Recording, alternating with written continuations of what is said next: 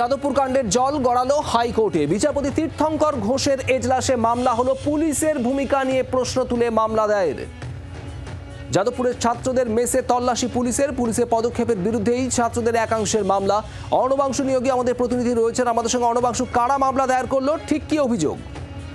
শুভদীপ, সেটা হচ্ছে যাদবপুর ঘটনার প্রতিবাদে দুটি মামলা হয়। একটি হলো পুলিশি ওভার অ্যাকশন, পুলিশের অতি সক্রিয়তা। এটা মামলার মূল বক্তব্য হচ্ছে ছাত্রদের। একটা ছাত্র মামলা করে বলেছেন যে ঘটনা ঘটে তার পরিপ্রেক্ষিতে 7টি এফআইআর দায়ের হয়েছে এবং এফআইআর সূত্র ধরে প্রত্যেকটা ছাত্রের মেসে গিয়ে পুলিশ তল্লাশি করছে, এটা হ্যারাসমেন্ট। সেই কারণে কিন্তু পুলিশ নিরপেক্ষ পদক্ষেপ নেয়নি, ছাত্রদের কথা শোনা হয়নি, রুলিং পার্টি হয়ে পুলিশ পদক্ষেপ নিচ্ছে। এই মর্মে আবেদন করা হয়েছে যে মামলায় আগামী কালকে শুনানির সম্ভাবনা রয়েছে। দ্বিতীয়ত, প্রধান বিচারপতি ডিভিশন বেঞ্চে একটি মামলা বিচারাধীন রয়েছে, সেটা হচ্ছে যে ছাত্র সংসদ নির্বাচন নিয়ে। সেই মামলার মধ্যেই একটি অন্তর্বর্তী আবেদন করা হয়েছে যে এই ঘটনাকে অবলম্বন করে খুব শীঘ্রই কিন্তু বিশ্ববিদ্যালয় কর্তৃপক্ষ তার পদক্ষেপ নিক। এই দুটি মামলা কিন্তু আজকে ফাইল হয়েছে আফটার দ্য ইনসিডেন্ট।